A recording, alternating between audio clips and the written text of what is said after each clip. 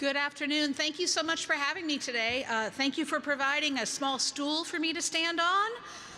That always really helps, and I could not be more honored to follow that video about Brother Pearson. And may the work that we do at the Vote at Home Institute and that all of you do be a fraction as successful as what he has done. So thank you again for having me. Nobody knows better than letter carriers how important the ability to vote is to safeguarding our democracy, and who understands that the role that vote by mail can play. I cannot emphasize enough, as Brian mentioned, that the National Vote at Home Institute would not be here working in states across the country to increase voters' access to, use of, and confidence in voting at home without the NALC. You are one of our founding supporters, and you have continued to support our work since 2018. We are still the only national group working to promote vote by mail, and you make that happen, so thank you very much.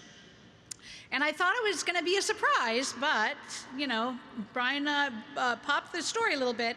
You might not know that this is not my first NALC National Convention. And indeed, 30 years ago, I attended the 59th convention in Atlantic City as part of the 3 years that I spent working for the NALC as the Western Regional Legislative Instructor, as they called us back then. Sometimes they called us Winettes, if any of you recall that. Still one of my top 3 favorite jobs I've ever had. So voting by mail goes back a long way for me. So today I'm just going to talk briefly to close us out about a few things that you already know about voting by mail, and to share a few things that you might not know. So first, I hope you know that the U.S. Postal Service, and letter carriers in particular, are key to delivering democracy. That was obvious in 2020 when more people voted by mail than any other method. But you might not know that today, a full 75% of voters in this country can vote at home for any reason, including 8 states and Washington, D.C., that automatically deliver a ballot to every voter for every election, and 26 more states that allow voting at home for any reason, with some of them requiring the voter to sign up for every election, but 10 of those states allow voters to just sign up one time and then automatically have their ballot delivered.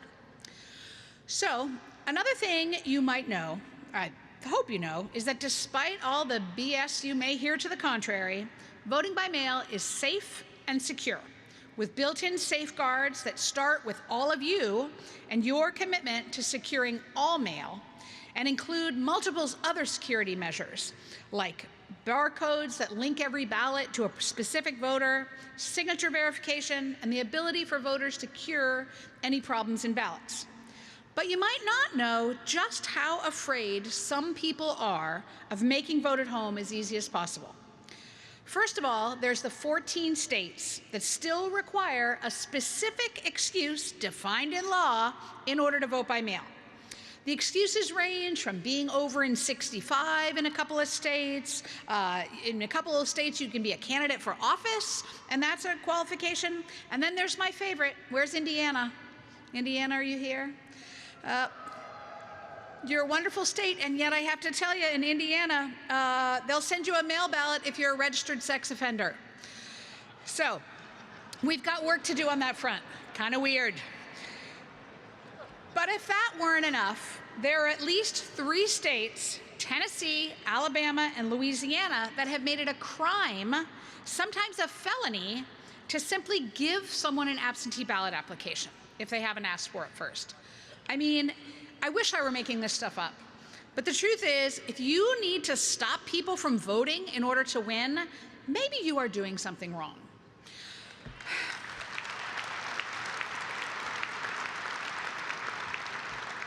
Because that's what everyone here knows, that a strong democracy is one where everyone votes. And voting by mail increases turnout, period. Not for Democrats, not for Republicans, for everyone. It increases turnout across the board. The states with universal vote by mail have the highest turnout year after year. And just in this year's primaries, the vote at home states were voting at twice the rate. Like, we're talking 34% compared to 17% of other states. So voting by mail makes it easier to vote, period. especially for the people who have the most obstacles to voting, people who are working, many people who are working with multiple jobs, people who have kids to take care of, or parents or other family members.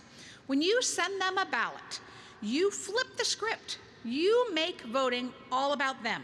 You give them time to study their ballot. You give them time to learn about races, turn in their ballot, whether they're going to mail it back or drop it off in person. That means more people vote.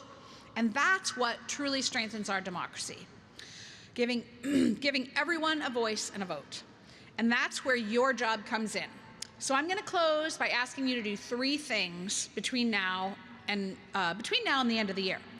Number 1, go back to all of your branches, to your stations, and make sure that each of them has a strong process ready to get the ballots in your state delivered, both on their way out and on their way back in when they're returning. I don't care if you're from Oregon, got a shout out to Oregon. Yes. But I don't care if you're in Oregon, where they've been voting by mail for 24 years, or from New Mexico or Michigan, where your legislature has made it a lot easier to vote since 2020.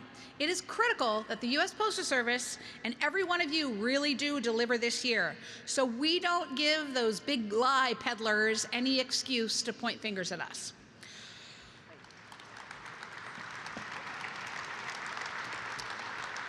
Number 2, if you live in one of those 26 states that allow no excuse voting at home, sign people up, sign up yourself, and encourage other people to vote by mail if you haven't already.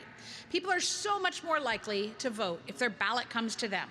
So reach out to your members, reach out to your friends and family, and encourage other groups in your community to do the same. And my last individual state call out is to Connecticut. Where are you, Connecticut? Yes, right up front. In Connecticut, you have the opportunity to vote on no excuse vote by mail this year. There's a legislative referral from the legislature that will turn it from excuse required to no excuse. So I hope that all of you not only vote for that yourself, but that you support it as individuals and as branches and as a state association. Then finally, I would ask that you all engage in helping us to move the dial with voting at home to make it more accessible in more places. You can go to our website at voteathome.org and sign up for our emails. We'll be working in multiple states next year and beyond, and we could always use your help. So truly, to all of you from Vote at Home and from me personally, thank you for all you continue to do to really make democracy a reality by delivering for Americans every day. Thank you.